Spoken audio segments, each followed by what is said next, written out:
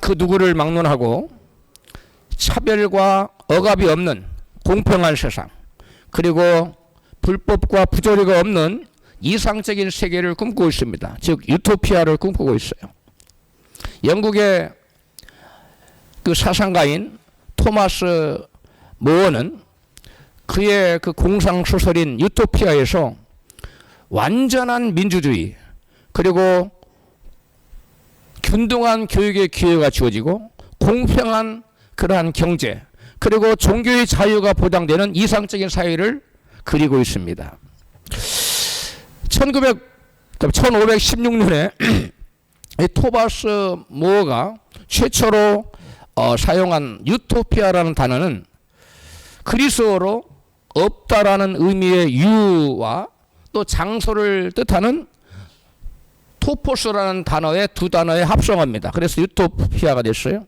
이 단어의 원래의 의미가 말해주듯이 유토피아, 즉 이상세계는 이 세상에 그 어디에도 없다, 존재하지 않는다, 그런 의미를 가지고 있어요. 그래서 유토피아는 상상에서만 존재하는 이상세계입니다. 그런데 부조리가 없는 이상세계 유토피아는 누가 우리에게 가르쳐주지 않아도 사람들은 본능적으로 마음속으로 그러한 세계가 있었으면 좋겠다, 그런 세계가 좀 되었으면 좋겠다라고 꿈꾸고 바라는 세계입니다. 인간은 원래 하나님의 통치를 받는 이상적인 하나님의 나라에서 살도록 하나님의 형상으로 지음받았기 때문에 본능적으로 이상세계를 꿈꾸는 거예요.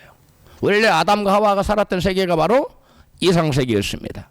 그래서 아담이 범죄한 이후에, 아담이 옛날에 알았잖아. 이상세계는 얼마나 행복하고 얼마나 기쁨이 은혜가 충만한 그러한 세계인지 알았어요. 그래서 죄를 짓고 그 이상세계에서 쫓겨났잖아요. 에덴 동산을 쫓겨났어요. 그래서 이상세계가 얼마나 그리운 걸 알아요. 그래서 아담이 범죄한 이후로 그 이상세계를 회복하기 위해서, 하나님을 만나기 위해서 가죽옷이 아닌 무화과나무 잎으로 자기 치부를 가리고 죄를 가리고 하나님을 만나려, 그리고 이상세계를 체험하려고 시도합니다.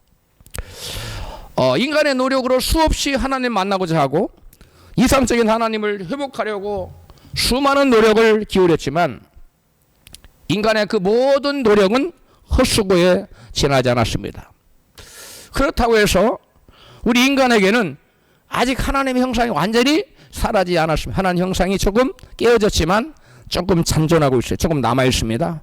그래서 그 어느 시대, 그 누구를 막론하고 하나님의 형상이 조금 남아 있는 우리 인간에게는 이상세계에 대한 꿈조차 말끔히 사라지지는 않았습니다. 그 꿈은 남아 있다는 거예요. 사람마다 꿈꾸는 이상세계는 구체적인 면에서 각기 다를 수가 있습니다. 로마에 지배받고 있던 유대인들이 꿈꾸는 이상세계, 하나님의 나라는 다윗의 자손으로 오실 메시아가 이스라엘이 나라를 잃어버린 600년간 나라가 없는데 잃어버린 그 주권을 회복해줄 그 다윗 왕과 같은 메시아가 나타나서 이스라엘의 영광을 회복하는 그러한 것이 이스라엘 백성들이 원했던, 유다 백성들이 원했던 바로 이상세계였어요. 유토피아였어요. 이스라엘 백성은 모세 율법과 다른, 모세 율법 외에, 모세 율법 성경에 기록됐죠. 모세 율법 외에 또 다른 구전 율법이 두 가지가 있었어요. 입술로 전해 내려온 구전 율법이 두 가지가 있었는데, 하나는 성경에 나오는 장로들의 유전이라고 말씀해요. 장로들의 유전이 하나 있었고, 또 하나는 랍비들이 지혜서를 써서 모아놓은 뭐가 있어요? 탈무드라는 게 있습니다. 그래서 유대인들에게는 이 성경에 나오는 모세오경 말고, 이 율법 말고 바로 구전 율법이 두 개 있습니다. 하나는 장로들의 유전과 또 하나는 뭐예요? 탈무드였어요. 그런데 그 두 구전 율법 책의 주제가 뭐냐? 다윗 왕과 같은 영웅적인 메시아가 이스라엘에 나타나서 그동안 이스라엘을 다스렸던 수많은 그러한 외세를 다 물리치고 이스라엘을 독립시켜서 또 이스라엘을 다윗 왕과 같은 그러한 영광으로 가득한 이스라엘 주권과 영광을 회복할 그러한 메시아가 올 것이라는 것이 바로 그 구전율법의 주된 주제의 내용이었어요. 이스라엘은 BC 586년에 바벨론에 망한 다음에 그 다음엔 바사, 오늘날 페르시아라고, 페르시아가 오늘 이란이 됐는데, 바사, 그 다음엔 거기에 속국이 됐고, 그 다음엔 그리스의 속국이 되고, 그 다음엔 로마에 의해서 속국이 돼서 무려 600여 년을 지배받으면서 주권을 상실한 채 살아갔어. 우리나라가 일제 36년 동안 주권 잃어 얼마나 힘들었어요. 근데 이스라엘 백성들은 무려 몇 년 동안 600여 년을 주권을 잃어버리고 살았어. 얼마나 그 나라를 회복할 간절히 꿈을 꿨겠어요. 그래서 그들은 바로 메시아 다윗 왕과 같은 영웅적인 강력한 힘을 가진 메시아가 나타나서 이스라엘의 주권과 영광을 회복시켜줄 그런 메시아를 대망하고 있었습니다. 그래서 이스라엘은 바벨론 이후 600여 년 압제받은 자기 민족을 해방시켜주고 다윗과 같이 나라를 아주 융성하게 회복시켜줄 그러한 메시아를 기다리고 있었던 거예요. 그래서 부활하신 주님께서 제자들에게 너희가 맨날에 못되어서 성령으로 세례를 받으리라. 그러니까 제자들이 주님 이스라엘의 나라가 이때 회복됩니까? 라고 주권을 회복할 바로 예수님을 그 다윗 왕과 같은 메시아로 생각하고 이제 우리 잃어버린 나라가 주권이 회복되는가 보다라고 이같이 묻고 있어요. 같이 사도행전 1장 6절입니다. 시작. 저희가 모였을 때 예수께 묻자와 가로되 주께서 이스라엘 나라를 회복하시니 이때니까. 바로 이 얘기예요. 그러니까 제자들까지도 바리새인은 물론 이스라엘 모든 민족은 지금 누구를 기다리는 거예요? 구전 율법에서 기록된 것처럼 다윗과 같은 영웅적인 강력한 파워를 지닌 메시아가 나타나서 자기들을 지배했던 그러한 열국들을 다 쳐부시고 이스라엘을 독립시키고 다윗의 영광으로 세계를 만국을 다스리는 그러한 나라를 꿈꾸고 있어. 그래 제자들이 이스라엘을 회복할 때가 이스라엘 나라를 회복할 때가 바로 이때라고 묻고 있는 거예요. 이처럼 이스라엘은 메시아가 나타나면 이스라엘을 회복시켜서 나라를 독립시키고 다윗 왕 때처럼 이스라엘의 영광을 회복시킬 것을 믿고 여러분 메시아를 기다리고 있었던 거예요. 그동안 예수님께서는 산상수훈을 통해서 바로 하나님의 나라에 대해서 얘기하고 있습니다. 누가 하나님 나라에 합당한 마음가짐을 가졌는가? 그리고 어떤 사람이 하늘나라에 들어가 어떤 사람은 하늘나라에 못 들어가는가를 주로 얘기했어요. 또 예수님은 그뿐만 아니라 하늘나라 직접적으로 이같이 또 말씀하셔요. 누가복음 10장 9절에 하나님의 나라가 너희에게 가까이 왔느니라. 그 다음에 누가복음 9장 27절에는 여기 서 있는 사람 중에 죽기 전에 하나님 나라를 볼 자들도 있느니라. 바리새인들은 예수님의 이 같은 말씀을 들으면서 예수님 말씀대로라면 하나님 나라가 유대 땅에 이미 눈에 보이는 나라로 눈에 보이는 그런 나라의 형태로 와 있어야 된다고 생각했어요. 그런데 그들 눈에 하나님의 나라가 임했다고 볼 수 있는 그 어떤 징조도 보이질 않는 겁니다. 그래서 그들은 예수님을 그리스도로 도무지 믿을 수가 없는 거예요. 그래서 바리새인들은 하나님의 나라가 왔다는 보이는 증거가 뭐냐? 하나님 나라가 왔다는 보이는 증거가 아무것도 없는데 당신은 지금 뭘 보고 뭘 가지고 하나님 나라가 우리에게 가까이 왔다고 얘기하느냐? 과연 당신의 말대로 하나님 나라가 오긴 오는 거냐? 당신 말대로 하나님의 나라가 임한다면 도대체 언제 오는 거냐? 라면서 비아냥거리면서 과연 하나님의 때가 어느 때 오는가를 알고 싶어서 그런 게 아니에요. 주님의 당신이 메시아가 아니야. 당신 가짜야. 하면서 주님을 비아냥거리면서 공격하면서 예수님께 지금 따져 묻고 있는 겁니다. 그래서 그들이 예수님께 나와서 이같이 물었어요. 본문 누가복음 17장 20절입니다. 시작. 바리새인들이 하나님의 나라가 어느 때에 임하나이까? 이렇게 물었어요. 묻건을. 그래도 예수님의 그래 하나님 나라는 언제 임한다 이렇게 대답해주지 아니하시고 대신 하나님의 나라가 어떻게 임하는가에 대해서 말씀하십니다. 언뜻 보면 예수님의 대답은 동문서답 같지요. 예수님의 대답은 동문서답을 하신 것이 아니라 그들이 생각하는 대로 하나님의 나라가 그들이 생각하는 하나님 나라의 실체가 없는 거예요. 즉 다윗 같은 영웅적인 자가 나타나서 이스라엘을 독립시키고 그렇게 하나님 나라가 임하지 않기 때문에 하나님의 나라가 그들이 원하는 나라는 실체가 없는 가짜 하나님의 나라이기 때문에 예수님은 그 대답을 하지 아니하시고 대신 하나님의 나라가 어떻게 임하는가를 주님은 대답하신 겁니다. 바리새인들뿐만 아니라 오늘날도 많은 예수 믿는 사람들이 자기가 원하는 하나님 나라를 그리고 있어요. 자기가 생각하는 꿈꾸는 하나님의 왕국을 그리고 있어요. 그리고 그 나라가 언제 임할까라고 자기가 다 계산해 놓고 있어요. 그런데 유대인들에게 자기들이 꿈꾸고 자기들이 계산하는 자기들이 만들어낸 하나님 나라가 하나님의 왕국이 그들에게 임하지 않은 것처럼 실체가 없는 성경에 근거하지 않는 내가 만들어낸 나의 왕국 나의 하나님의 나라는 우리에게 우리 생각대로 나의 때에 오지 않는다는 거예요. 깨달아졌으면 아멘 하십시다.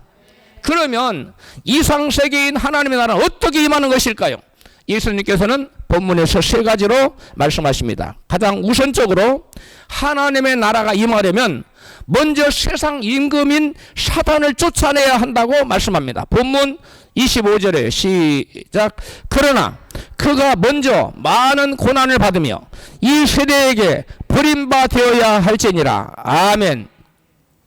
바리새인들의 기대처럼 메시아는 다윗과 같은 영웅적인 정복자로 오시는 것이 아니라 도리어 많은 사람들에게 뭘 받고 고난을 받고 이 세상 사람들에게 무엇을 받아요? 버림받고 죽게 되는 자로 오신다는 거예요. 메시아가 다윗처럼 영광의 왕으로 오리라는 그들 생각하는 정반대로 메시아는 고난의 종으로 와서 죄인들이 대신 죄를 지고 십자가에서 무참히 죽어가는 고난의 종으로 오신다고 말씀해요. 고난의 종으로 메시아가 오실 것을 이사야 선지자는 이와 같이 예언해 놨습니다. 이사야 53장 3절입니다. 시작. 그는 멸시를 받아서 사람에게 실어버린 바 되었으며 아픔과 고난을 많이 겪었으며 질고를 아는 자라. 그는 실로 우리의 질고를 지고 우리의 슬픔을 당하였거늘 우리는 생각하기를 그는 징벌을 받아서 하나님에게 맞으며 고난을 당한다 하였노라. 우리는 다 양 같아서 그릇 행하여 각기 제 길로 갔거늘 여호와께서는 우리 무리의 죄악을 그에게 담당시키셨도다. 8절. 그 세대 중에 누가 생각하기를 그가 산자의 땅에서 끊어짐은 즉 죽임당한 것은 마땅히 형벌받을 내 백성의 혐오를 인함이라 하였으리요. 그리스도가 그 세대 사람들이 고난당하고 십자가에서 죽임을 당했던 것은 사실은 그가 죄가 있어서 죽은 것이 아니라 고난을 받은 것이 아니라 그래서 하나님께 맞고 그 고난받고 죽은 것이 아니라 사실은 무엇 때문이라고요? 백성들의 죄악을 담당하기 위한 것이라고 이사야 선지자는 예언했습니다. 실제로 예수님은 이 땅에 오셔서 십자가에 달려서 죽으심으로 죄 없는 예수께서 죽으심으로 이 세상에 많은 수많은 죄인들의 죄를 친히 담당해 주셨습니다. 할렐루야. 그런데 그리스도의 십자가 죽음 속에 하나님의 깊은 지혜가 담겨져 있습니다. 거기에 마귀조차도 감도 잡지 못하는 하나님의 깊고 오묘한 그러한 지혜가 담겨져 있어요. 마귀가 하나님께서 메시아를 여자의 후손으로 보내서 사람들을 죄에서 구원할 것이 성경에 나와 있잖아요. 그러니까 메시아를 보내서 구원자를 보내서 죄인들을 구원하는구나. 그것을 미리 알았어요. 그래서 하나님께서 구원자 모세를 이스라엘 백성 구원할 모세를 보내니까 모세를 죽여버리려고 두 살 아래를 몽땅 다 죽여버리잖아요. 그 하나님의 섭리 가운데 미리암을 통해서 살려내죠. 그래서 결국은 하나님 뜻대로 이스라엘 백성을 구원해냅니다. 마귀는 그때 실패해요. 또 이제는 구원자가 또 다시 왔는데 예수님이 오셨다. 이게 구원자구나. 이제는 또 예수님을 죽이려고 그래요. 예수님을 죽이려고 두 살 아래 헤로드 왕을 통해 헤로드 왕 마음속에 들어가서 마귀가 두 살 아래는 몽땅 다 죽여버립니다.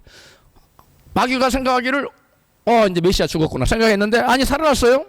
하나님이 피하게 하셔서 실패했어요. 마귀가 메시아를 죽이려는 계획이 실패했는데 몇 년 만에 성공을 하느냐? 마귀는 33년 동안 줄기차게 기다려요. 그래서 33년 동안 기다렸다가 예수님을 유대인들의 마음을 움직여서 크루스파의 힘 그를 십자가에 매달아 죽이소서 막 외쳐서 예수님을 십자가에 달아서 죽여버렸어요. 마침내 메시아를 구원자를 죽이는데 마귀는 성공한 거예요. 사탄은 얼마나 기쁘던지 환호성을 지르면서 축하 파티를 대축하 파티를 열었어요. 페스티벌을 연 겁니다. 이제 더 이상 죄인을 구원할 구원자는 세상에 없다. 하나님의 죄인을 구원할 방법은 더 이상 없는 것이다. 내가 하나님을 이겼다 라고 큰소리 뻥뻥 쳤어. 너무 기뻤어요. 그런데 이것이 최대의 실책이었다는 것을 사탄은 미처 깨닫지 못했습니다. 그리스도를 죽이면 끝이라고 사탄은 생각했던 거예요. 그러나 죄 없는 그리스도를 십자가에 달아 죽이면 무죄하신 그리스도의 피값을 지불해야 된다는 사실을 사탄은 미처 깨닫지 못했습니다. 구체적으로 말하면 사탄은 예수 그리스도께서 당신의 생명의 피값으로 죄인들의 그 죄값을 지불하고 저들을 구원하실 것을 마귀는 상상치도 못했던 거예요. 여기에 바로 하나님의 놀라운 비밀인 겁니다. 예수님이 무력하게 죽은 것 같지만 하나님의 놀라운 섭리와 크신 지혜 가운데 이루어진 일이에요. 하나님의 법의 죄값은 뭡니까? 사망이에요. 그래서 마귀는 그동안 죄 지은 모든 자들을 죄와 사망의 법으로 징치할 수 있었어요. 다스릴 수 있었어요. 죄 지으면 다 지옥으로 끌고 가서 어마어마한 고통으로 그들을 괴롭힐 수 있었어요. 하나님의 죄를 지으면, 하나님의 자녀들이 죄를 지으면 마귀가 끔찍한 사망의 법으로 다스려도 공의의 하나님은 뭐 한마디도 뭐라고 할 수가 없었어요. 왜? 지혜 삭수는 사망이니까 사망의 법으로 다스려도 마땅한 거예요.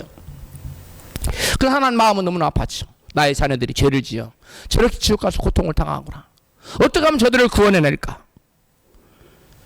그런데 이제 마귀가 죄 없는 예수님을 여러분 죽이고 만 거예요. 이제 마귀는 예수님에게 무지한 피값을 내놓아야 돼요. 예수님이 하나님께 가서 여쭙습니다. 하나님, 저의 피값을, 저는 죽임을 당하지 말아야 될 죄가 없는 자인데, 죽임은, 사망은 죄 있는 자들이 당하는 건데 나는 죄가 없는 저들이 마귀가 나를 죽였습니다. 저의 피값을 돌려주십시오. 내가 너의 피값을 무엇으로 주면 좋겠느냐? 바로 예수님이 앞으로 오고 오는 세대 중에 모든 나를 믿고 나를 주인으로 섬기는 모든 자의 죄값을 대신 갚아주는 것으로 나의 피값을 계산해 주십시오. 할렐루야. 하나님이 사인을 딱 했어. 그래, 앞으로 모든 너를 주인으로 섬기고 너를 믿는 자의 모든 죄값인 사망은 네가 대신한 걸로 인정해 주겠다. 할렐루야. 그래서 이제 오고 오는 모든 세대의 사람들이 예수님을 자기 인생의 주인으로 마시고 하나님 말씀대로 믿음으로 살면 그런 사람들의 모든 죄는 누가 대신 감당해 버리신 거예요? 예수께서 십자가 위에서 친히 감당해 주신 거예요. 할렐루야. 그래서 자기가 더 이상 자기의 죄 때문에 죽을 필요도 없고 지옥에 끌려갈 이유도 사라지고 만 거예요. 마귀는 이제 예수님에게 무지한 핏값을 내놓아야 된 거예요. 예수님은 죄인의 생명을 살 수 있는 권리를 얻었어요. 예수님은 이제 당신을 주로 믿는 자들의 생명을 당신의 피로 값주고 생명을 살 수가 있었어요.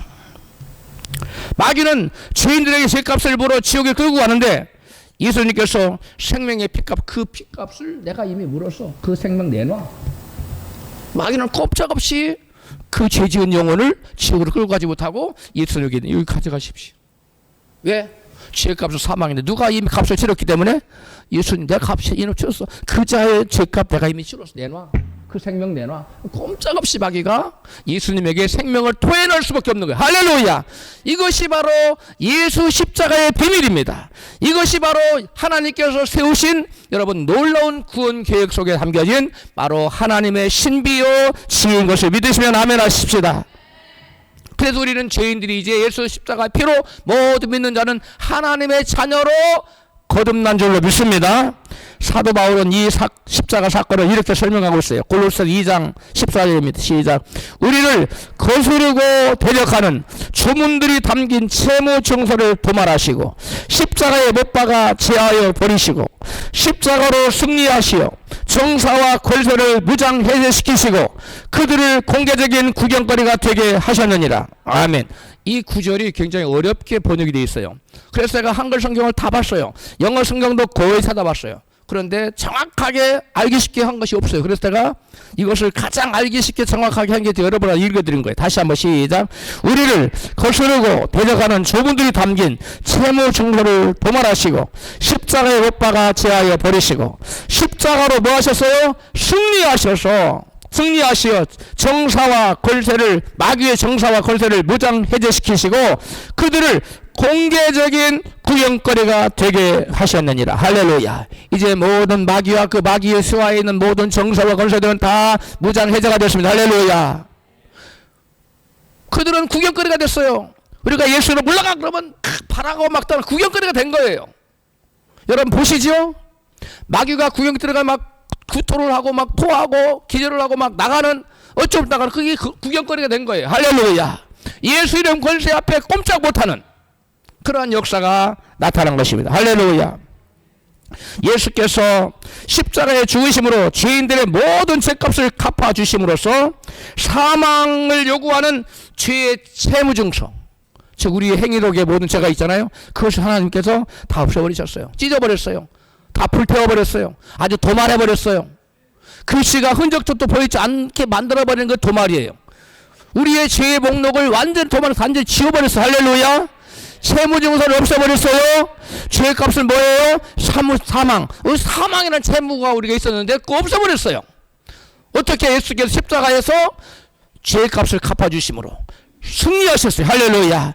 마귀가 우리를 그동안 징치할 수 있었어요. 더 이상 마귀가 우리를 징치하지 못하도록 예수께서 여러분 마귀 권세를 빼앗아버린 거예요. 할렐루야. 마귀가 우리를 죄로 다스릴 수 있었던 것은 뭐 때문에? 죄 때문에 했어요. 사망 때문에. 근데 그 사망 권세를 예수님께서 대신 그 죽어주심으로 마귀가 더 이상 사망 권세를 활용할 수 없도록 빼앗아버렸어요. 그것을 성경은 십자가로 승리하셨다고, 예수께서 승리하셨다고 말씀하시는 거예요. 할렐루야. 예수 십자가 죽음은 죄의 문서를 없애버리고 무장을 해제시켜버렸기 때문에 더 이상 사탄은 성도들을 사망의 지옥으로 끌고 갈 수가 없게 된 거예요. 이 놀라운 일 아닙니까? 그리스도께서 십자가에서 무력하게 죽음당해 패배한 것 같지만 오히려 십자가의 죽음으로써 예수 그리스도는 사단의 사망 권세를 꺾으시고 십자가 위에서 승리한 줄로 믿습니다. 그래서 예수님께서는 사단이 왕좌에서 쫓겨나리라고 이같이 말씀하세요. 요한복음 12장 31절 시작. 이제 이 세상의 심판이 이르렀으니 이 세상 임금이 쫓겨나리라. 쫓겨났다가 아니에요. 언제 쫓겨나는 거예요? 예수님께서 십자가에서 승리하셔야 쫓겨나는 거예요. 그래서 쫓겨나리라고 표현했어요. 32절 시작. 내가 땅에서 들리면 모든 사람을 내게로 이끌겠노라 하시니, 땅에 들리는 게 뭐예요? 십자가에 달려 올리는 거, 매달리는 거 말하는. 이렇게 말씀하시면 자기가 어떠한 죽음으로 죽을 것을 보이심이로라. 아멘. 내가 땅에서 드린다는 말씀은 예수님께서 십자가에 달려서 못 박혀 피 흘려 죽으심으로 바로 원수악한 마귀의 사망 권세를 꺾으시고 세상의 임금인 마귀를 그 왕좌에서 쫓아내버린다는 거예요. 바로 그 요한복음 12장 31절에서 예수님 말씀하신 거예요. 하나님의 나라는 죄가 없는 나라입니다. 그래서 하나님 나라가 실현되려면 죄가 없어야 돼요. 그런데 예수께서 우리의 죄를 십자가에서 다 해결해 주시고 우리의 모든 죄를 도맡아 주셨기 때문에 우리 가운데 하나님 나라가 임하게 되는 길을 열어놓으신 거예요. 할렐루야. 그 예수님께서 십자가 달려서 저와 여러분의 모든 죄를 지고 십자가에 피 흘려 죽으심으로 우리의 모든 죄를 대속하셔서 우리의 모든 죄를 없애주시고 죄가 없는 곳이 하나님 나라라고 하는데 우리를 죄 없는 상태로 만든 우리는 하나님의 나라의 일원이 되도록, 백성이 되도록, 자녀가 되도록 하나님께서 만들어 주신 것입니다. 할렐루야. 그분이 희생당하고 죄값을 대신 치러야 사탄의 권세가 꺾이고 죄인이 죄에서 해방되어 하나님 나라가 이 땅에 펼쳐지는 거예요. 두 번째로, 하나님의 나라는 눈에 보이게 임하기 전에 먼저 영적, 아까 첫 번째는 하나님 나라가 어떻게 임한다고 했어요? 귀신을 쫓아내요.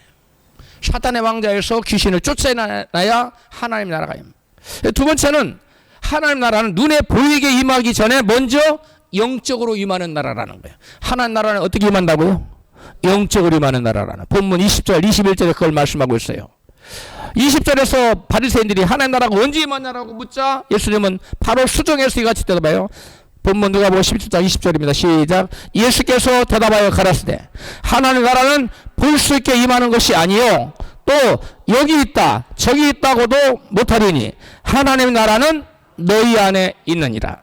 아멘. 이 너희 안에 있다는 이 안에는 엔토스라는 헬라어인데 안에라는 나라가 이 성경학자들의 해석이 아주 분분합니다. 이게 굉장히 어려운 해석입니다. 너희 안에 이게 문자 그대로 보면 영어 RSV나 뭐 이런 성경에서는 in the midst of you. 그래서 여러분 그 가운데 바리새인들 가운데 또 너희들 바리새인들 중에 among you 이렇게 표현했어요. 영어를 among you라고 썼고 이렇게 표현했어요. 그렇게 해석하면 안 돼요. 바리새인들 가운데 하나님 나라가 임한 것이라고 있다라고 말씀한 것이 아니고 또 그들 사이에 임했다고 말한 것이 아니에요. 그러면 이 엔토스라는 말을 어떻게 해석해야 되느냐? 여기에서 엔토스라는 말이 뭐냐면 하나님의 나라에 하나님의 나라가 그 미칠 영역을 표현하는 거예요. 그래서 너희 안에 있다는 것은 바로 모든 믿는 자들, 예수를 믿는 자들 안에라고 하는 해석이 가장 정당하다고 그래도 다수로 성경 해석자들이 그렇게 얘기를 하고 있습니다. 그래서 하나님의 나라는 눈에 볼 수 보이는 가시적인 나라로 눈에 볼 수 가시적인 나라로 임하기 전에 먼저 사람들 속에 너희 안에 사람들 속에 영적으로 임하는 것이라는 말씀이에요. 하나님의 나라는 가시적으로 어느 한 장소에 임하기 전에 먼저 하나님 나라는 어떻게 임한다고요? 영적으로 임해요. 영적으로 우리 안에 그리스도의 영 성령께서 오심으로 영적으로 하나님 나라가 우리 가운데 임하는 거예요. 할렐루야. 그게 바로 예수께서 십자가에 달려 피 흘려 죽으심으로 피로 값을 치르고 사서 세우신 그 영적으로 임한 하나님 나라가 임하게 되는데 그것이 바로 교회예요. 바로 교회는 하나님께서 여러분도 부름받은 사람, 그 안에 성령을 모시고 있는 사람이 교회입니다. 그 바로 이 저와 여러분 안에 성령을 모신 사람 안에는 이미 뭐가 임한 거예요? 영적으로 하나님의 나라가 임한 거예요. 그래서 하나님의 나라는 여기 있다 저기 있다고 말할 수가 없는 거예요. 왜? 걸어다녀 버리거든. 여기 있었는데 저리 가버리고 저기 있다가 이리 와버리고. 그러니까 하나님 나라는 여기 있다 저기 있다 말할 수 없는 게 우리 안에 성령을 모신 사람 안에 하나님 나라가 있기 때문에 하나님 나라는 딱 고정되어 있다고 말할 수가 없는. 그래서 예수님은 하나님 나라 여기 있다 저기 있다. 가시적인 하나님 나라가 가시적이 아닌 불가시적인 눈에 보이지 않는 영적인 하나님 나라는 여기 있다 저기 있다 말할 수 있다 없다?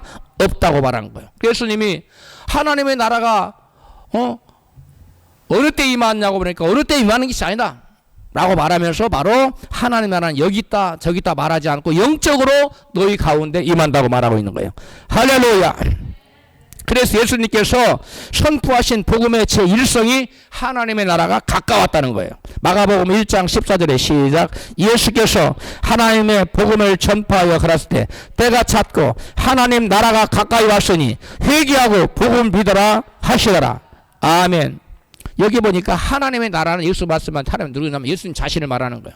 내가 하나님 나라의 주인이다. 내가 하나님 자체인데 내가 너희들 가까이 왔다. 회개하고 복음 믿어라. 회개하고 나를 그리스도로 메시아로 영접하거라. 그러면 너희 안에 하나님 나라가 임할 것이다. 이 말씀이에요. 할렐루야. 죄를 회개하고 가까이 와 계신 하나님 나라의 주인이신 예수님을 그리스도로 믿으면 메시아로 받아들이면 죄 때문에 아담이 잃어버렸던 그 하나님의 나라가 다시 회복된다는 거예요. 할렐루야.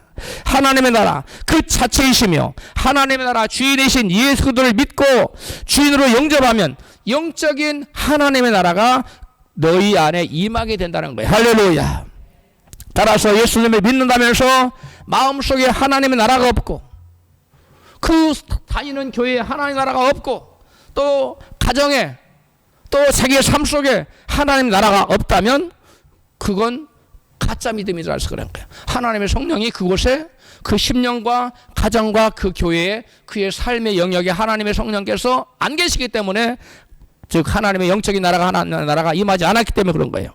하나님의 나라는 그 나라의 주인이신 그리스도께서 직접 통치하시는 영적인 나라로서 이 세상에 속한 것이 아니라는 거예요. 하나님 나라는 어디에 속하지 않았다고요? 이 세상에 속하지 않았다 그랬어요. 그러니까 그 빌라도가 하나님 나라가 어디 있냐라고 말하니까 뭐라고 되었어요? 하나님 나라는 이 세상에 속한 것이 아니다. 나의 나라는 이 세상에 속하지 않았다고 예수님이 말씀했어요. 무슨 말씀이에요? 예수님이 말씀하신 하나님의 나라는 바로 성령이 와 계신 영적으로 임하는 나라이기 때문에 이 세상에 어디에 속해 있는 나라가 아니라고 말씀한 거예요. 자, 이스라엘이 망한 후에 바벨론, 그 다음에 바사, 그리스 로마의 지배로부터 유다가 독립하는 그러한 다윗 왕국처럼 이 세상에 속한 나라로 하나님 나라가 임하지 않는다고 말씀하신 거예요. 예수께서 하나님 그리스도의 복음을 받아들여 그리스도를 영접하는 자에게 임하는 영적인 나라가 바로 하나님 나라라고 말씀합니다. 누가복음 16장 16절에 시작. 요한이 하나님 나라가 가까이 왔다는 복음을 전한 후에 그 나라에 들어가길 소원하는 많은 사람들이 그리로 밀려들고 있다. 현대 성경이에요.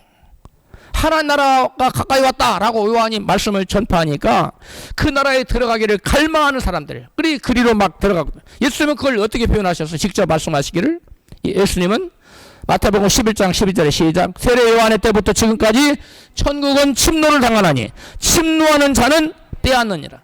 침노한 자는 천국을 소유할 수 있다는 거예요. 아멘. 그 침노하는 자가 빼앗는 천국은 뭐냐면 눈에 보이지 않는 영적인 하나님 나라예요. 지금 우리는 지금 눈에 보이는 하나님 나라를 우리가 체험하고 있습니까? 아니에요. 그건 종말에 오는 거예요. 좀 이따 나와요. 예수께서는 하나님의 나라는 복음을 듣고 물과 성령으로 거듭난 자에게 임하는 영적인 나라라는 거예요. 그래서 여기 있다 저기 있다 말하지 못한다는 거예요. 요한복음 3장 5절입니다. 시작. 예수께서 대답하시되 사람이 물과 성령으로 나지 아니하면 하나님 나라에 들어갈 수가 없느니라. 물과 성령으로 난다. 성령이 그 가운데 임해야 돼요. 성령이 임하셔야만 거듭나고 그런 사람이 하늘나라에 들어간다는 거예요. 그런 사람에게 영적으로 하늘나라가 임한 거예요. 여러분, 하늘나라는 그래서 죽어서만 체험하는 거 이 땅에서 체험합니다. 왜? 하늘나라의 주인이신 그리스도께서 성령 우리 안에 와 계시기 때문에 우리는 죽어서뿐만 아니라, 죽어서는 물론 이 땅에서도 성령을 보신 거듭난 사람은 하늘나라를 영적으로 체험하게 되는 줄 믿습니다. 할렐루야. 그래서 예수께서 말씀하신 하나님 나라는 먼저 영적으로 믿는 자 성령, 심령 가운데, 마음 가운데 임하는 나라로서 눈에 보이는 그런 나라가 아니라는 거예요. 그래서 가시적으로 하나님 나라를 볼 수 없기 때문에 하나님 나라는 여기 있다 저기 있다고 말하지 못하고 바로 너희 가운데 있다고 예수님 말씀하신 거예요. 영적으로 임하는 하나님 나라는 그 어느 특정 장소에서 볼 수 있게 임하는 나라가 아니라 믿는 자 심령 속에 여러분 있기 때문에, 세워진 영적인 나라이기 때문에 눈에 볼 수가 없는 거예요. 그래서 여기 있다 저기 있다 말하지 못한다는 거예요. 그래서 하나님 나라는 육적으로 먹고 마시는 것이 아니라 성령 안에서 누리는 영적인 나라라고 말씀합니다. 자, 로마서 14장 17절입니다. 시작. 하나님의 나라는 먹고 마시는 것이 아니라 오직 성령 안에서 이와 평강과 희락이라. 아멘. 죄를 진정 회개하고 예수님을 주인으로 영접한 거듭난 성도는 하나님의 의를 추구하게 됐다는 거예요. 그리고 그 마음에 평강과 기쁨으로 가득하다는 거예요. 종말의 때에 온 우주에 있을 대변혁, 새로운 나라가 메시아 왕국이 도래하는데, 그런 대변혁이 오기 전에 먼저 하나님 나라는 눈에 보이지 않는 영적인 나라로 임하는데, 믿는 자 심령 안에 성령께서 임하는 영적인 나라라는 거예요. 할렐루야. 마지막입니다. 마지막에 눈에 보이는 나라, 하나님 나라는 종말의 한순간에 그리스도의 재림과 심판을 통해서 임합니다. 지금까지는 어떤 하나님 나라를 대해서 얘기했죠? 보이지 않는 하나님의 나라. 영적으로 임하는 하나님 나라가 어떻게 임하는 걸 설명해요. 이제는 예수께서 무엇을 마지막에 눈에 보이는 가시적인 하나님 나라가 임한다는 거예요. 그 눈에 보이는 가시적인 하나님 나라는 한순간에 어브럽틀리, 갑자기 불현듯 순식간에 하나님 나라가 떡하니 임하는데, 그때가 언제냐? 종말의 때예요. 그때 예수님이 재림하셔서 세상을 심판하고 믿는 자를 구원할 때 나타난다는 거예요. 본문 17장 24절에 그 마지막 종말의 때에 임하는 가시적으로 눈에 보이는 하나님 나라 어떻게 임하는지 예수님이 같이 설명하셨어요. 시작.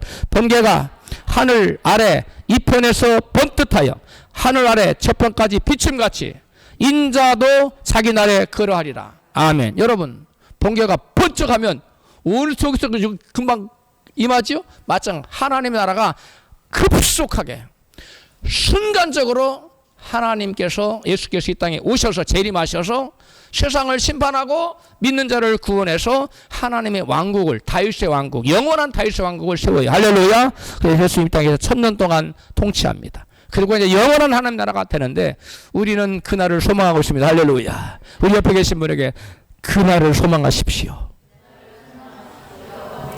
그 나라에 꼭 들어가십시오. 그 나라에 누가 들어가느냐?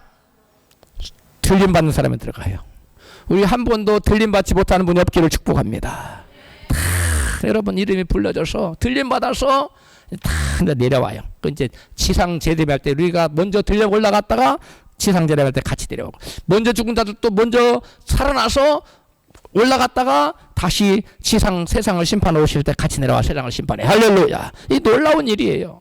여러분, 예수께서 메시아로서 왕국으로 세상을 통치하러 이 세상에 마지막 때 호련히 오시는데, 순식간에 오시는데 가시긴 하나님 나라, 눈에 보이는 하나님 나라예요.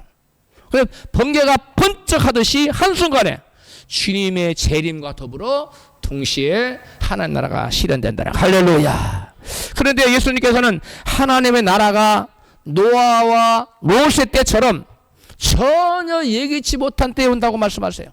하나님 나라가 임하는데, 가시긴 하나님 나라, 눈에 보이는 하나님 나라가 임하는데 그 눈에 보이는 하나님 나라는 점진적으로 임해지는 게 아니에요. 그냥 순간적으로 하나님 나라가 임해버린다는 거예요. 할렐루야. 그것을 이렇게 본문에서 말씀하세요. 같이 시작. 노아의 때에 된 것 같이 인자의 때에도 그러하리라. 노아가 방주에 들어가던 날까지 사람들이 먹고 마시고 장가들고 시집가더니 홍수가 나서 저희를 다 멸하였으며. 여러분, 먹고 마시고 이게 죄가 아니에요. 죄를 말하는 게 아니에요. 시집가고 장가간 거 이게 죄를 말하는 게 아니에요. 사람들이 일상 삶을 살다는 거예요. 평안하게 산다는 거예요. 아무 문제 없이 산다는 거예요. 그런데 갑자기 홍수가 나서 노아의 8 식구 빼놓고는 다 멸해버리셨잖아요. 그런 것처럼 마지막 때에도 다 먹고 마시고 즐기고 뭐 시집도 가고 장가도 가고 집도 짓고 팔고 뭐 다 하다가 어느 날 갑자기 아멘거사 주도요 하는 것처럼 주님이 딱 나타나서 믿는 자는 들려올리고 세상 사람은 심판하는 날이 온다는 거예요. 우리는 그때 심판의 대상이 되면 안 되겠지요? 우리 모두 들림받아 올라가야 돼요. 할렐루야. 그 다음에 8절에 시작. 또 롯의 때와 같으리니 사람들이 먹고 마시고 사고 팔고 심고 집을 짓더니 롯이 소돔에서 나다 하던 날에 하늘로서 불과 유황이 비오듯 하여 저희를 멸하였느니라.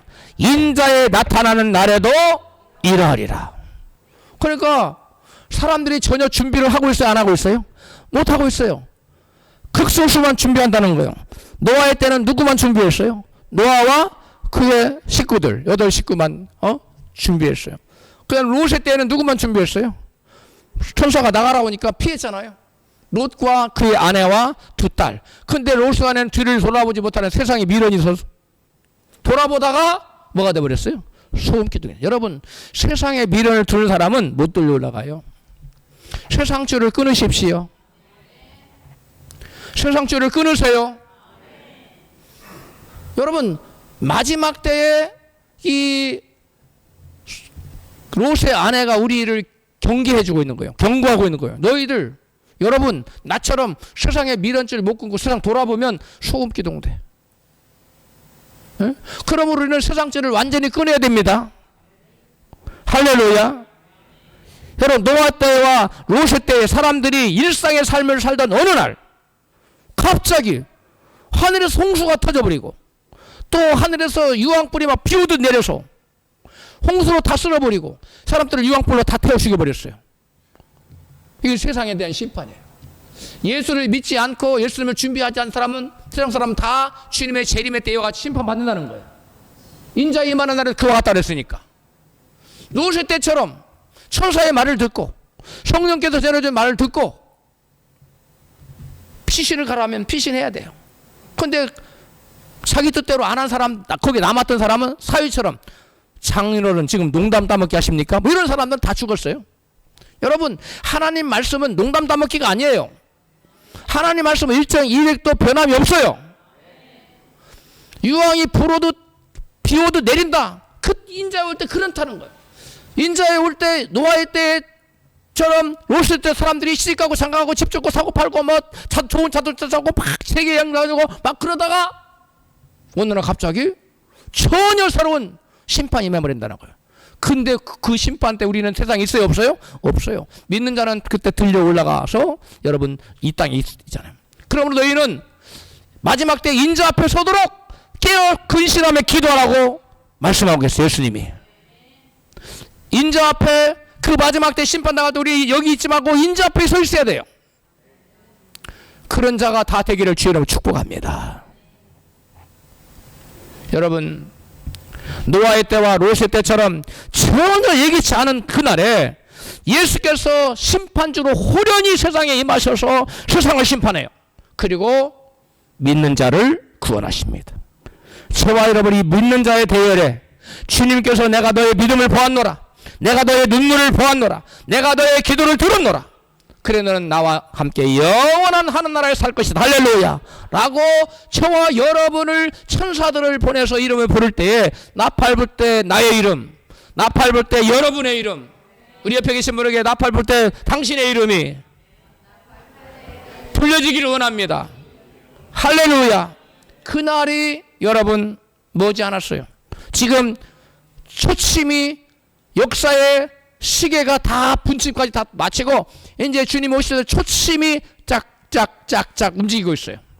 그러므로 저와 여러분은 졸지 말고 자지 말고 깨어서 설교습관뿐만 아니라 졸지 말고 깨어서 그날을 준비해야 될 줄 믿습니다. 여러분, 히브리서 기자는 그리스도께서 두 번 오신다고 이 땅에 이같이 말씀하셨어요. 히브리서 9장 28절에 시작. 이와 같이 그리스도도 많은 사람의 죄를 담당하시려고 십자가에서 죽으심으로 단번에 들이신 바 되셨고, 이게 초림이에요. 그 다음에 구원에 이르게 하기 위하여 죄와 상관없이 자기를 바라는 자들에게 두 번째 났다. 이것이 공중재림하는 거예요. 자기를 바라는 자들, 이 사모해야 돼요.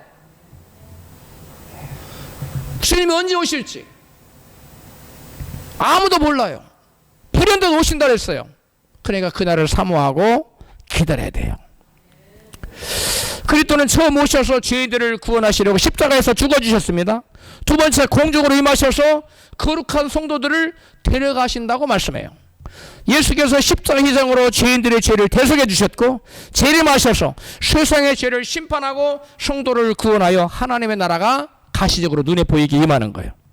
사도 유다는 그리스도께서 재림하셔 세상을 심판하실 것이라는 에녹의 예언을 이같이 증언해요. 에녹은 아담의 7세손이에요. 같이 유다서 1장 14절입니다. 시작. 아담의 7세손 에녹이 사람들에게 대하여도 예언하여 이르되, 보라, 주께서 그 수만의 거룩한 자와 함께 임하시나니, 재림이에요. 이는 뭇사람을 심판하사 모든 경건치 않은 자의 경건치 않게 행한 모든 경건치 않은 일과 또 경건치 않은 죄인의 쉽게 거절한 모든 강팍한 말을 인하여 저희를 정죄하려 하심이라 하였느니라. 에녹이, 아담의 칠소선 에녹이 이미 예수님의 무엇을? 재림을 그리고 심판을 예언해 놓고 있어요.